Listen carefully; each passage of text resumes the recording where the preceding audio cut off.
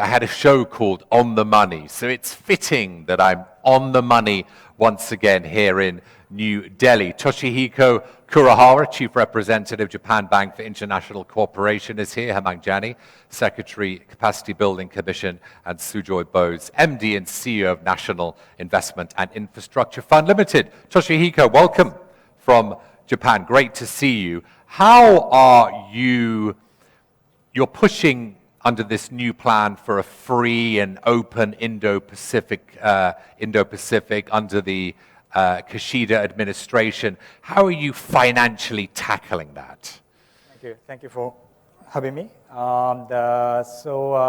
Yes, very recently, the Prime Minister Kishida announced his new vision of the free and the Indo-Pacific here in India, Delhi, and his plans mostly took over the Abe-san's, Prime Minister Abe's, the free and open Indo-Pacific vision, and also added some sort of a new additionality for his vision.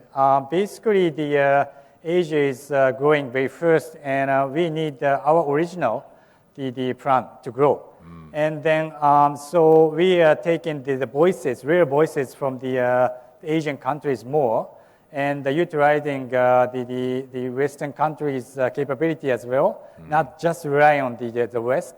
We are cooperating with each other and find our new ways to be self-reliant and be more prosperous and free.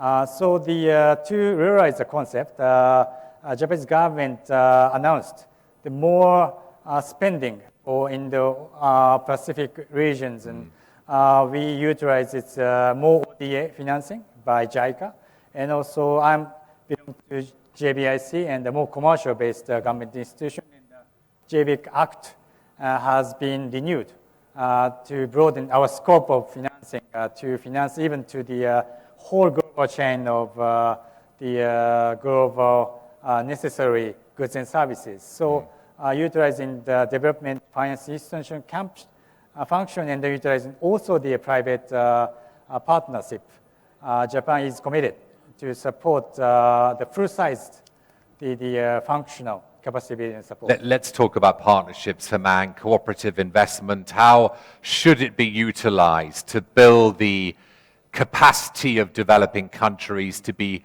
future-ready in sectors, the key sectors such as healthcare, education, and infrastructure? So let me first say that both the gentlemen on my right and left, they provide the money, and I work with the capacity to spend that money. Yeah.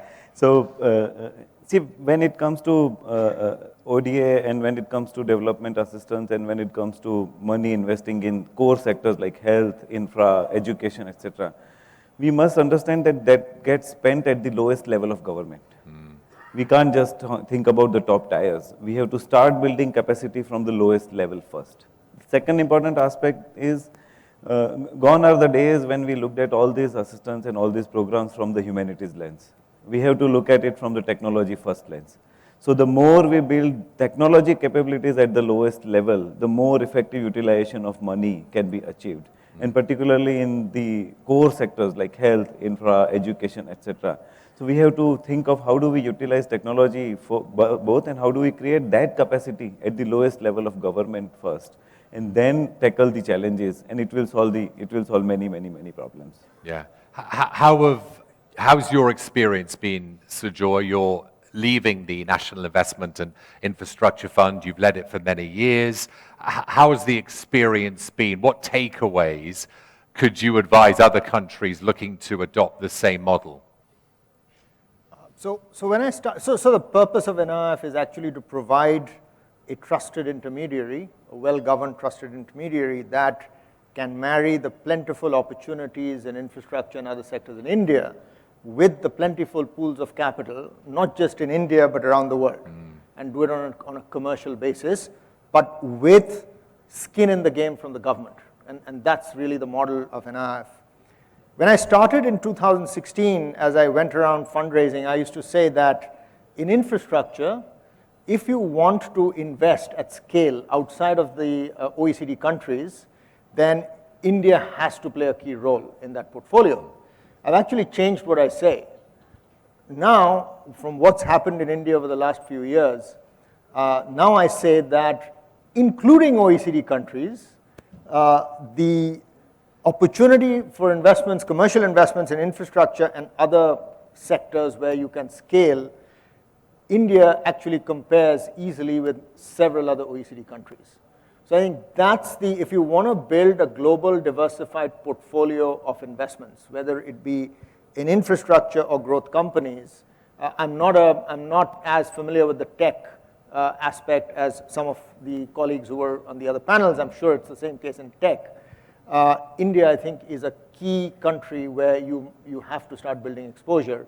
And like we discussed yesterday, the time is now. Would you agree with that? Yes, yes. And if I may add, the allocation of the money is very important. The some sectors enjoy the flow of the sort of funding, but sort of some advanced sectors not, like semiconductor, hydrogen, so such advanced stage, the early stage sort of promising sectors, you need more money, risk money. So I think the government-based funding institutions and the private and the capacity building institutions will, take hands and to build the capacity building is very important. Yeah, you're all about the skills, Hemang. Tell us about the skills, the knowledge that should be prioritized in capacity building efforts, and how should these skills be transferred to individuals and countries in developing nations? So, see, the key is that how do we create platforms? You saw Honorable Prime Minister's statement today morning displayed in our panel that India is not about leading technology. India is about creating solutions for solving the people's problems. So how do we create those platforms there where we can transfer this knowledge? India is coming out with a concept of digital public good. So how do we create platforms that can be converted and that can take our experience to different countries through the ODA and other development cooperative platforms? That is the key. And again, I would put more stress on that a lot of development money in capacity building should go directly at the local levels, because that is where it can make the maximum impact and it can show maximum result and effectiveness of the money that we are trying to spend here. Sujoy, if you could wave a magic wand and fix some of the maybe issues within India's infrastructure system. Some say there might be funding issues, policy, land acquisition issues, capacity, skill development, tech adoption. What would your magic wand fix instantaneously? What needs fixing? I think the key point that many of us talk about, and even many of our colleagues in the government talk about, is dispute resolution. Yeah. I think all the other aspects can be handled, and it's been demonstrated over the last few years that they're not only being handled, but they are improving fairly rapidly. The regulatory framework in India is actually not that different or not that worse than most countries, around the world.